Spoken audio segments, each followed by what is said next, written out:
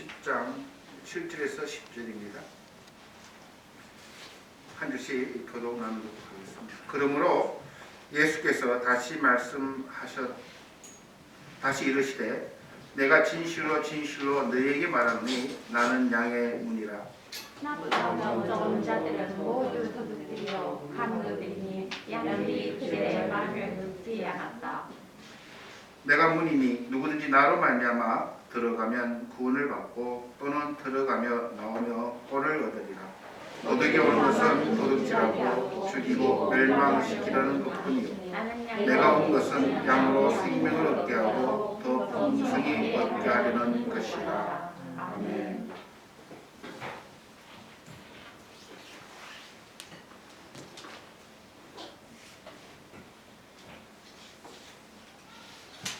저번 주에는 이 선한 목자 비유는 정말 저희들에게 성경 전체를 함축해 놓은 하나님에 대해서, 구원에 대해서 여러 가지 빛을 주는 사건입니다. 요한복음 9장에 보면은 날 때부터 소경된 사람 이야기가 나왔습니다. 그걸 통해서 저희들이 많은 은혜를 받았습니다.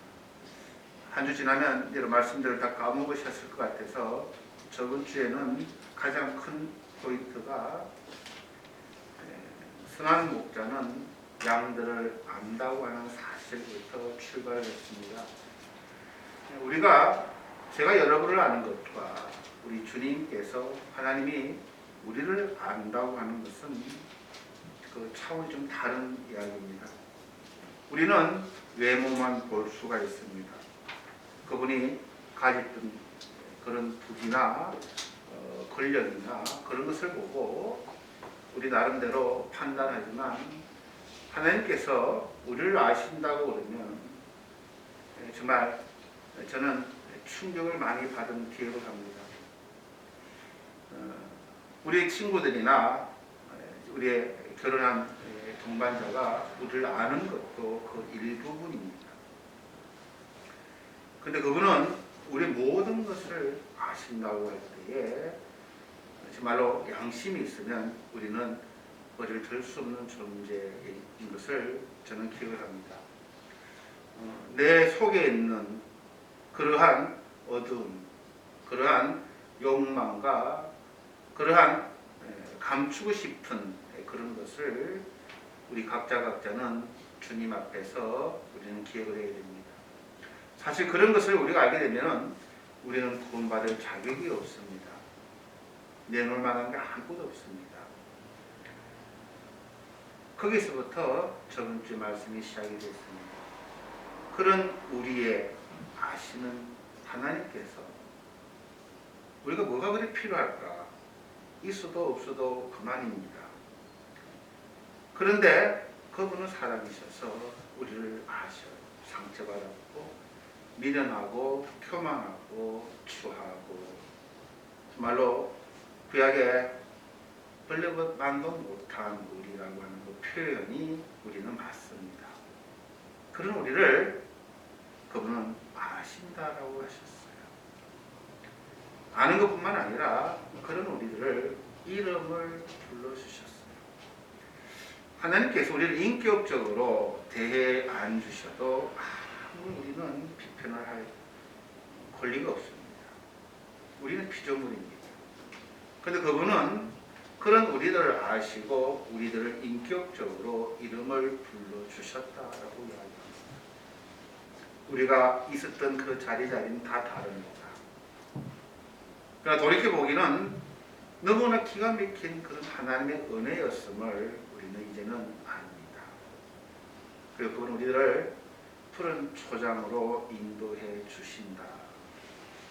그렇게 주님께서 말씀을 가르쳤더니 오늘 말씀 6절에 보면 예수께서 그들에게 이 비유를 말씀하셨으나 그들은 자기들에게 하신 말씀이 무엇인지 깨닫지 못하였다라고 이야기합니다. 우리들도 이 본문을 우리가 보면 우리 다 아는 것처럼 이야기합니다. 그러나 우리 주님이 원하시는 것은 모르면 모른다고 하는 게 더 하나님 앞에서는 칭찬받는 모습입니다. 주님께서 그런 막해 양의 비유를 말씀했지만 제자들이 깨닫지 못하는 것을 보시고 오늘은 우리 주님께서 나는 양의 문이다라고 조금 더 이 비유를 확대해 나가셨습니다. 7절에 그러므로 예수께서 다시 이르시되 내가 진실로 진실로 너희에게 말하노니 나는 양의 문이다 라고 이야기하십니다. 우리는 성경 말씀을 우리는 대할 때에 그 시대의 배경을 조금은 이해를 해야 됩니다. 우리 한국은 양을 키우는 민족이 아닙니다. 소도 한 가정에서 그냥 작은 소를 키우는 그런 민족이었지만 이 당시 이 목자들은 가장 낮은 직업의 사람들입니다. 겨울이 되거나 풀이 없을 때는 마을에 지정된 이 곳에서 연합으로 양들을 관리합니다. 거기는 정식으로 된 문도 있고 그리고 이 양치기들이 돌아가면서 그 문을 지킵니다. 근데 이 양들이 이제 푸른 초장에 데리고 나갔을 때는 야간을 해야 됩니다. 천안을 해야 됩니다. 왜냐하면 이 풀이 있는 동안 이 목자들은 좋은 곳을 찾아서 이곳저곳 다녀야 되기 때문에 그래서 그들은 자기들 나름대로 이쪽에서는 자기들이 돌로서 좀 지어놓은 그런 양우리가 있습니다. 우리 주님은 그 말씀을 하시는 겁니다. 그곳에서는 목자들이 문의 역할을 합니다. 그래서 밤을 목자들은 문에서 잡니다. 덜개나 이리들이 혹시 해칠까봐 그 말씀을 하시면서 나는 양의 문이다 라고 이야기합니다. 그뿐만 아니라 우리가 구약을 보게 되면 이스라엘 민족의 중심에는 하나님의 성막, 하나님의 텐트가 중심입니다. 12부족이 이 구름기둥, 불기둥으로 인도를 받고 이 성막을 중심으로 살아갑니다. 이 성막은 흰 세마포로 아주 멀리서 봐도 빛이 날 만큼 누구든지 하나님의 임재하심을 볼 수 있게끔 또한 그곳은 문이 동쪽으로 난 문이 하나입니다. 그래서 우리는 이 말씀을 압니다. 구원의 문은 하나라는 것. 그 문을 통해야만 우리는 하나님을 만난다는 것. 우리는 상식적입니다만 그러나 교회 안에서도 여러 가지 다채로운 문을 이야기합니다. 저는 그까지는 오늘 말씀드리진 않겠습니다. 우리가 구원의 문은 하나입니다. 내가 문이니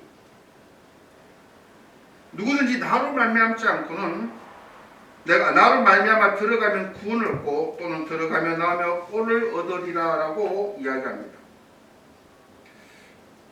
나보다 먼저 온 자들 모두 도둑들이요 강도들이니 양들이 그들의 말을 듣지 않았다라고 이야기합니다. 이 양들은 어떤 양입니까? 택한 양들입니다. 지금도 많은 사람들이 자칭 구원주라고 이야기합니다. 그들 모두 도둑들이요 강도들이요 양들은 잡아먹으려고 하는 그런 존재들이지만 구절 보면 내가 곧 문이니 누구든지 나를 통하여 들어가면 구원받을 것이며 또 들어가고 나오면서 꼴을 얻을 것이다 라고 이야기합니다. 저와 여러분은 오늘도 이 문을 들어왔습니다. 나를 통하여 들어가면 구원을 받을 것이다. 이거는 초신자라도 계셨으면 제가 좀 더 열정적으로 이야기를 해야 되는데 다들 아시니까 많은 분들이 왜 예수만 구원이 있느냐 너무 편파적이지 않느냐 맞습니다. 근데 여러분이 존재는 하나입니다. 부모님도 한 분이십니다. 신도 한 분이십니다. 이건 기본입니다. 신이 우리가 지금 21세에 살아가지만 저희들이 지금 배우는 철학, 문학, 예술을 시작한 곳이 그리스라고 하는 나라입니다. 그곳에서 소크라테스, 플라톤, 아리스토텔레스라고 하는 대철학자들이 이데올로기를 만들고 지금도 그 철학, 그 문학과 그 예술을 넘지를 못합니다.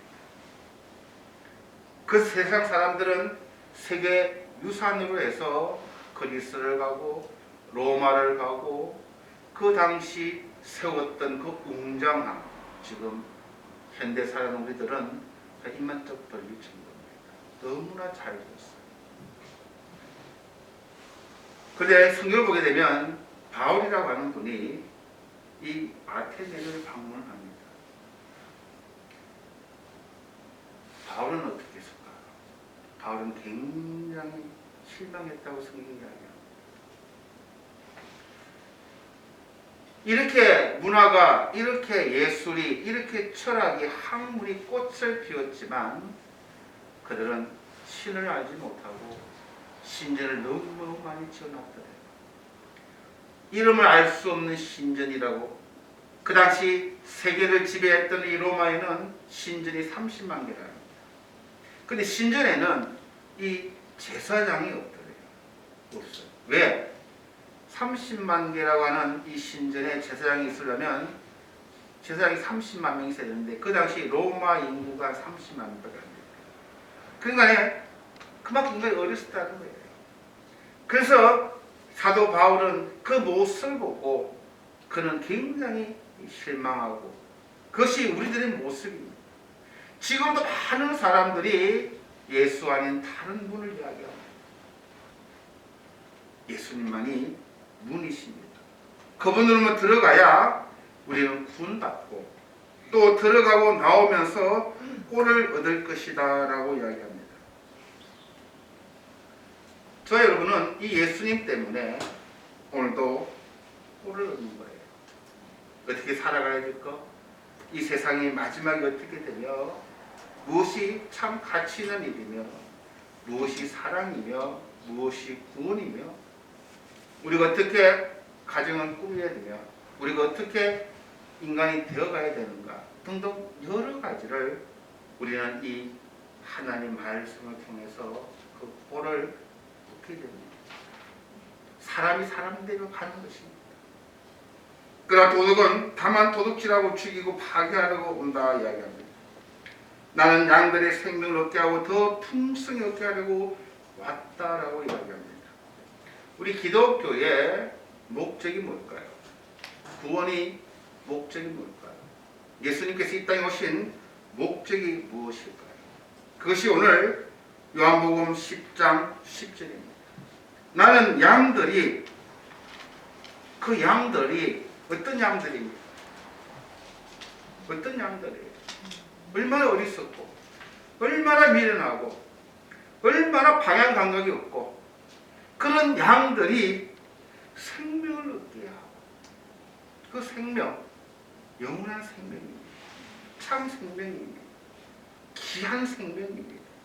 정말로 그 하나님 안에만 있는 그 생명을 얻게 하고 그 생명을 우리가 얻게 하는 그래서 하나님이 주시는 생명을 우리는 얻었기에 영생으로 가는 그런 보장이 되어 있는 존재들입니다. 그 생명을 우리는 얻게 하는 겁니다. 여러분 안에 예수의 생명이 있습니까? 그 생명은 살아 역사하는 생명입니다. 정말로 무엇이 우겨싸고 정말로 구김을 당하고 앞날이 캄캄하게 맥혀도 그 생명을 삼는 그 생명은 살아서 역사하는 그러한 생명입니다. 그 생명이 주신 것도 너무너무 감사한데 더 풍성히 얻게 하려고 오셨다라고 이야기합니다.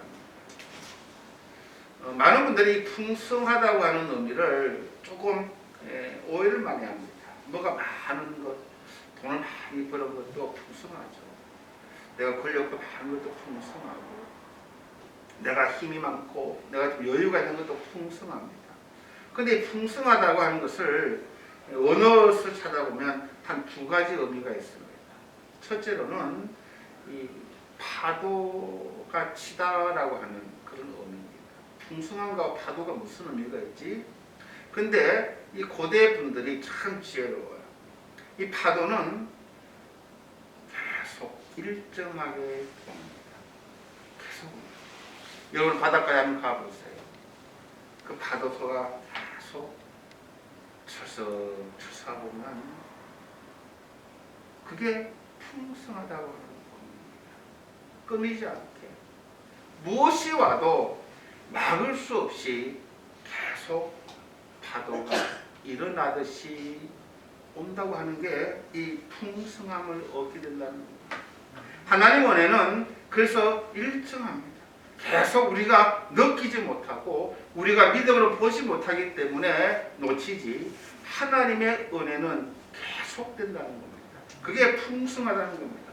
또 하나의 풍성하다고 보면은 이 초가분, 여러분 잘 아시는 오병이어로 어른들만 5,000명이 배불리 먹고 12강조리가 남았다라고 했다. 그 남았다라고 하는 그것이 이 풍성함이라는 단어랑 똑같은 원어입니다. 즉 우리 인생이 남음이 있는 인생, 우리 인생이 정말로 여유가 있게 남아서 그러한 인생을 살아가는 존재로 하나님 만드시겠다고 그 양들을 부르고 그 양들에게 하나님의 생명을 불어넣으시고 그들이 나에게 오고 갈 때마다 하나님은 꼴을 먹여서 너희들은 그냥 살아갈 존재가 아니라 너희들에게 내 생명을 줘서 너희들이 이 땅에 살아가면서 빛처럼 살아야 되고 너희들은 풍성한 삶을 살아내는 존재라는 것을, 그것 때문에 우리를 구원해 주셨다고 하는 겁니다. 하나님은 우리에게 파도처럼 끊임없는 은혜를 주셨어요. 우리가 어려울 때 아버지라고 불러도, 절망 가운데 힘들 때 내가 주님을 불러도 응답하실까? 라고 하는 의심 속에서도 우리는 아버지라고 부르면 그분은 기다렸다는 듯이 맨발로 뛰어나와 우리들에게 파도처럼 은혜를 주신 분, 그런 은혜를 우리는 잊고 있어요. 그건 우린 양이에요. 얼마나 어리석고 미련하고 둔하고 콱콱 막힌 양이에요. 그런 우리를 아심에도 불구하고 그분은 우리에게 풍성한 은혜를 주시고자, 우리 인생은 초가분입니다. 여유. 어떤 분이 그러시더라고요. 일본의 유명한 의학 박사입니다. 누가병원을 설립하셨던 그분이 요도 사건으로 북한으로 끌려가셨다가 구살신을 살아오셨어요. 내 인생은 덤으로 사는 인생이다. 그거는 평생 덤으로 사는 인생입니다. 그게 풍성한 인생이에요. 우리는 벌써 죄 안에서 죽은 존재들입니다. 우리는 정말 우리가 발버둥 치고 우리가 어떻게 해도 우리는 주님과 관계가 없으면 그건 사는 게 아니고 죽은 거예요. 그런 우리들에게 생명을 주시고 그 순간부터 우리는 풍성한 삶, 여유, 덤으로 주시는 그 삶, 우리가 꼭 죽어났다가 살아가서 나 주님을 내가 경험하고 덤을 사는 인생을 고백하는 것이 아니라 우리가 하나님을 모를 때는 죽은 인생들이었어요. 그런 우리들에게 하나님은 생명을 주시고 덤으로 주셨어요. 그 덤, 내가 너희들에게 이 귀한 덤을 주니 멋지게 한번 살아보라는 거예요. 여유롭게 한번 살아보라는 거예요. 하나님의 은혜를 감사하며 나와 한번 살아보자고 하는 그러한 풍성한 삶으로 주님은 우리들을 부르셨다는 겁니다.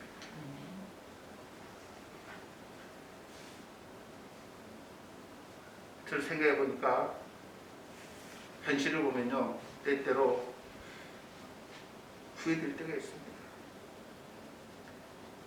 사업을 하고 직장생활을 하고 세상에서 내가 한번 좀 조금 살았으면 어떤 인생이 되었을까? 나 결론이 좋지가 않다. 돈 좀 벌었으면은 끄덕거리다가 까불다가 사고가 났을 거고 등등 주님 만난 것을 생각하면 할수록 그저 너무너무 고마워요. 너무너무 감사하고 더불어 살아가는 인생. 비록 이 땅에서는 우리가 우리의 원하는 만큼 우리가 요구한 만큼 미치지 못할 거예요. 부족할 거예요. 근데 말씀에서 우리가 보면 그게 은혜인 거예요. 그게 은혜고 그게 주님을 찾게 하는 원동력이고 그런 부족함이 있었기에 그래도 겸손하고 그러한 나약함이 있었기에 감사하고 하나님은 그러한 생명을 주셔서 우리에게 덤으로 인생을 믿음을 가르쳐 주셨습니다. 그것을 시편 기자는 그렇게 덤으로 풍성한 인생에 대해서 이렇게 고백을 합니다.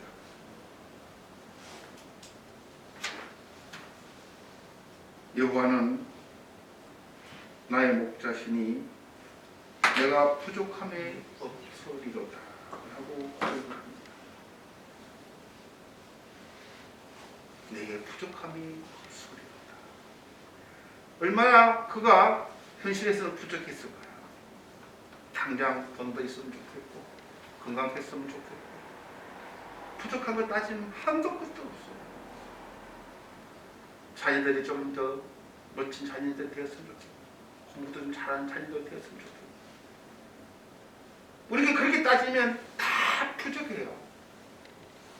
근데 이 기자는 여호와가 나의 목자시니 내게 부족함이 없으리로다. 그분이 나의 목자시니 알아서 하신다는 거예요. 나를 때때로 산골짜기 끌어가실 수도 있고 정말로 사막 같은 곳을 끌어가실 수도 있지만 그 순간순간 부족하게 느낄 수 있지만 그러나 그분은 나의 목자시라는 거예요. 그분은 나의 목자시라는 거예요. 나를 책임져 주시겠다는 거예요. 그분은 나를 위해서 목숨을 바쳐서 지켜주시겠다는 거예요. 그분은 나의 물이 되시겠다는 거예요. 그래 내가 부족함이 없다는 거예요. 그런 우리의 목자세요. 3절 보면 내 영혼을 소생시키시고 자기 이름을 위하여 의의 길로 인도하시는도다 라고 얘기했습니다. 내 영혼을 소생시키시고 우리는 얼마나 내 영혼이 낙담합니까? 실망합니까?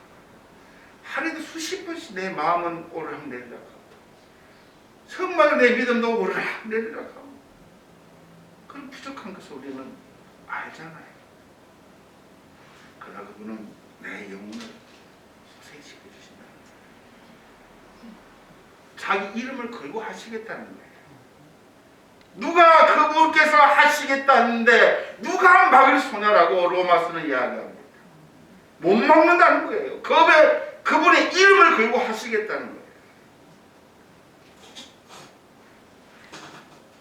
우리는 그 은혜를 지금 누리고 있는 거예요. 저예요. 때때로 안 보여도 좋아요. 여러분. 낙담하셔도 좋아요. 실망도 하세요. 그게 은혜입니다.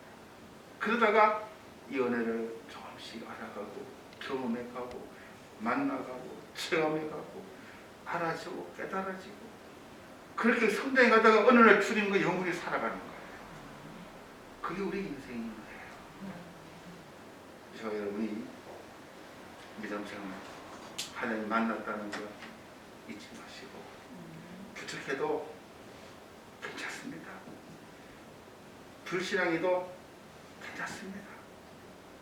이 주님과 붙으시고 주님을 사랑하시고 감사하신다는 그런 고백을 저 여러분이 해나가시고 그러시면 그분이 자기 이름을 거시고 저 여러분을 책임져 주심을 믿고 한 주간 또 우리 이겨내시고 살아내시는 저 여러분에게 주의 이름으로 축원드립니다.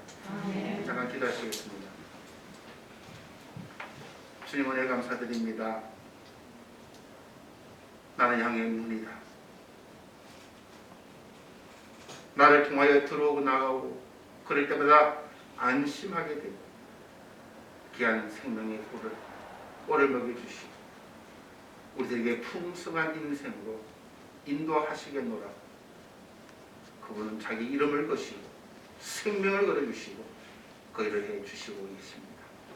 이 은혜를 우리는 기억하며 살아갈 수 있도록 믿음의 사람들로 살아갈 수 있도록 은혜 내려 주시옵소서. 감사드리며 예수님 이름으로 기도드리겠습니다. 아멘.